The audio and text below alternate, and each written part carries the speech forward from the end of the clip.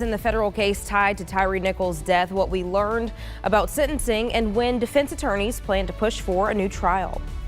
And the Mississippi governor has approved the state budget. Hear what it could mean for special needs students across the state.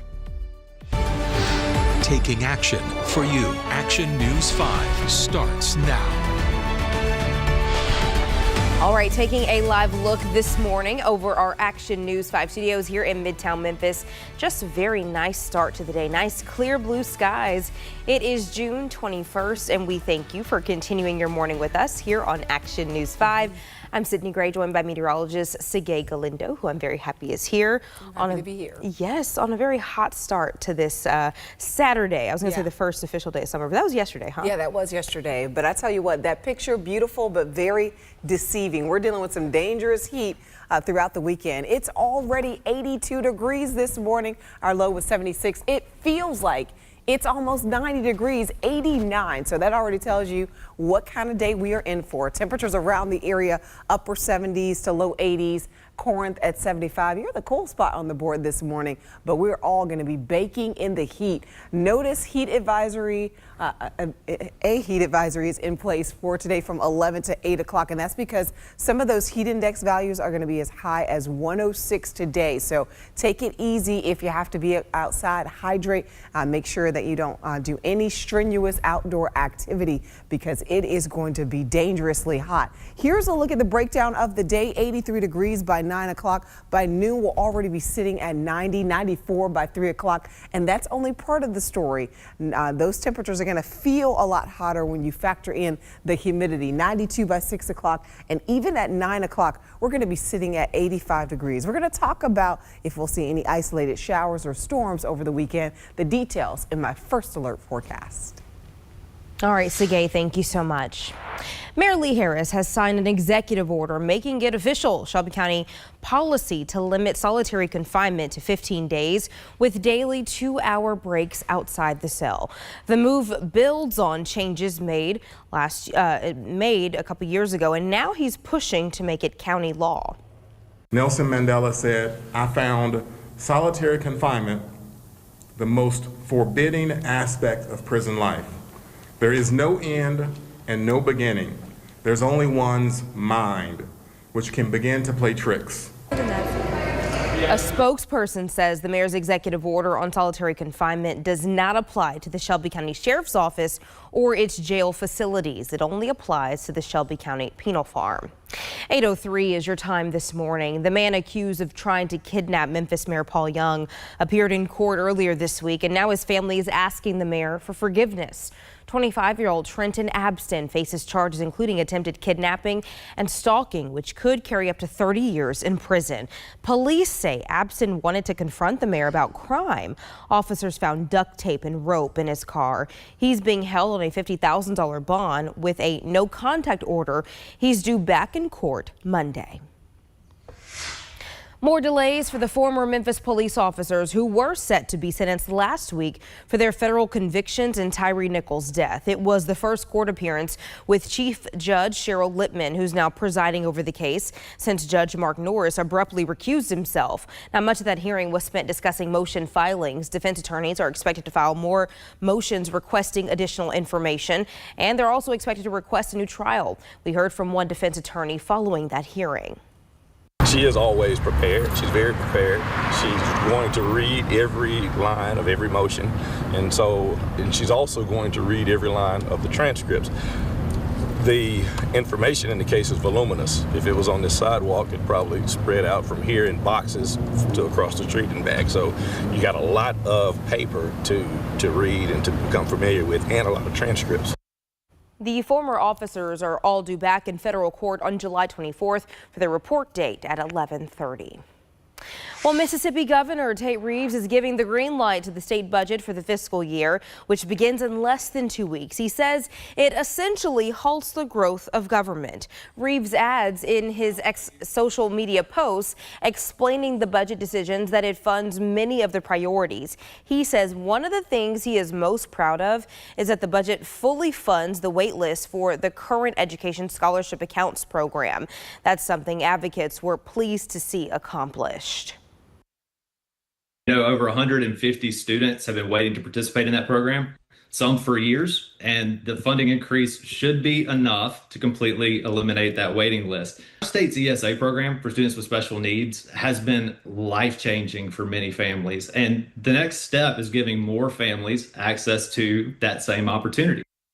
Well, the budget is typically completed in the spring. However, lawmakers weren't able to come to an agreement and had to be called back for a special session.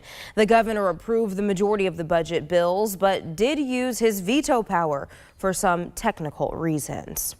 All right, approaching 8:06 this morning. Good news from Memphis Shelby County Schools.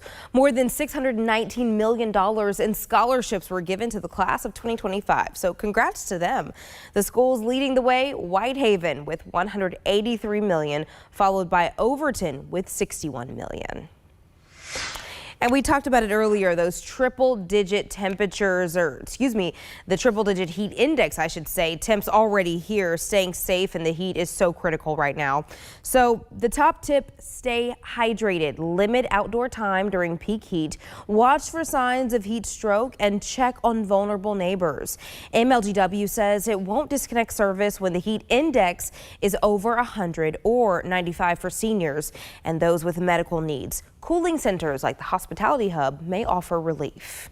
Well, as the temperatures climb this weekend, so do the risk of heat-related illness. So if you or someone that you know shows signs of heat stroke, move to shaded areas or some AC. Cool down with water or a fan. Avoid caffeine and alcohol. If symptoms last more than an hour or they worsen, seek medical help right away.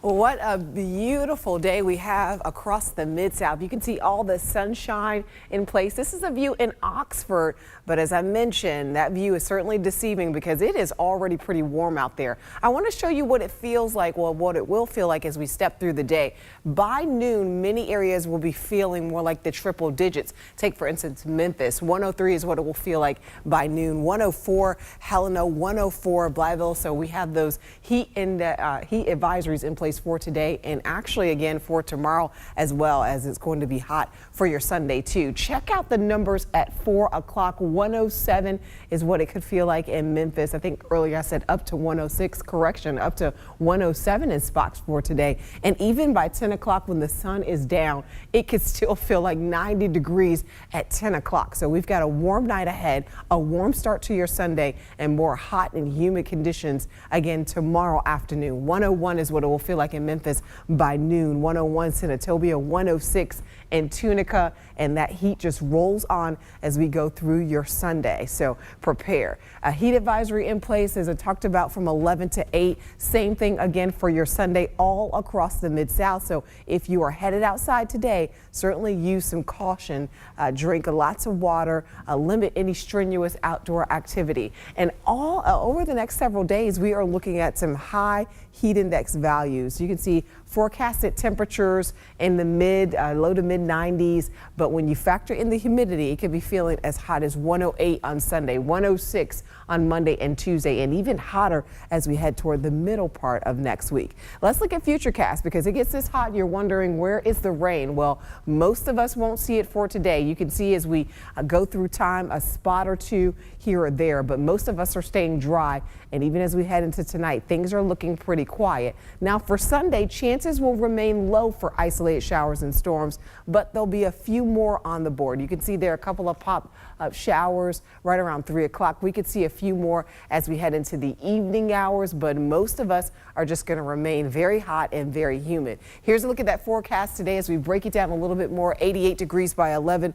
1 o'clock, 92, 94 by 3 o'clock. Again, you factor in the humidity, feeling like triple digits as we go through the afternoon today. 76 for a high with that wind coming in out of the south. Tomorrow is going to be a hot one as well. Well, up to 95. So that alone, hot. You factor in the humidity. Again, we're talking about heat advisory criteria. So prepare for tomorrow as well with the heat and humidity continuing to roll on. Here's a look at the next several days. When it comes to rain chances, we're going to be rolling into what we call a typical summertime pattern where you get that high heat and humidity throughout the day, and that will give you that potential for an isolated shower or storm but again, that chance is going to remain on the low end. As we head into next weekend, still remaining hot with those temperatures in the low 90s.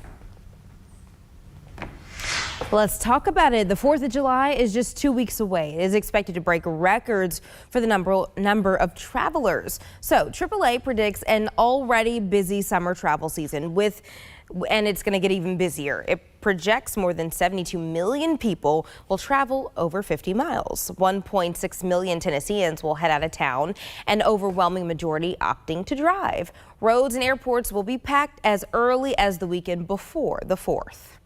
By the time you get to Saturday, June 28th, most kids are out of school, so that's when families can start making moves. The two worst days that we're anticipating on the roads are going to be Wednesday, July 2nd and Sunday, July 6th. Well, a piece of advice from the experts: leave for the airport earlier than you normally would. The Federal Aviation Administration still has a shortage of air traffic controllers nationwide. The Memphis Brew Fest at Shelby Farms is happening today. This year's festival features over 100 craft beers from 40 breweries, plus food trucks, live music, and local vendor villages. It starts at noon. It'll go until 5 o'clock. The tickets are $65. We've got a link if you want to purchase them on our website. Well, this weekend, Memphis honors a civil rights icon for former state rep Johnny Turner. And then Monday, a portion of West Levi Road will officially be renamed in her honor. It'll be on the corner of West Levi Road and South 3rd Street. Turner's decades of service to education, justice, and equality continue to leave a lasting legacy. A star-studded celebration is heading to Arkansas this weekend. The Juneteenth Delta Experience and Nonviolence Youth Summit actually kicked off yesterday. And guess what? Appearances from Vivica A. Fox, Famous Amos, and so much more, plus live music from Southern soul artist Iana. And that celebration continues today in West Memphis. It'll be at the Hightower Park on Broadway Avenue. It kicks off at 11.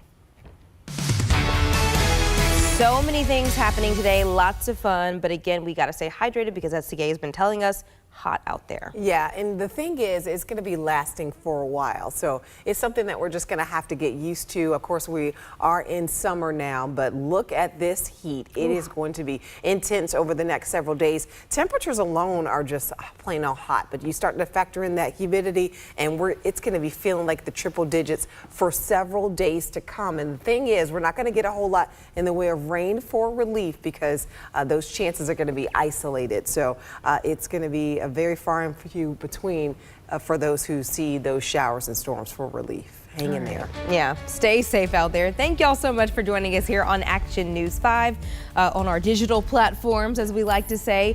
We have so much more coming up later in the day, so stick with us on Action News 5. Of course, we'll see you at 5 o'clock.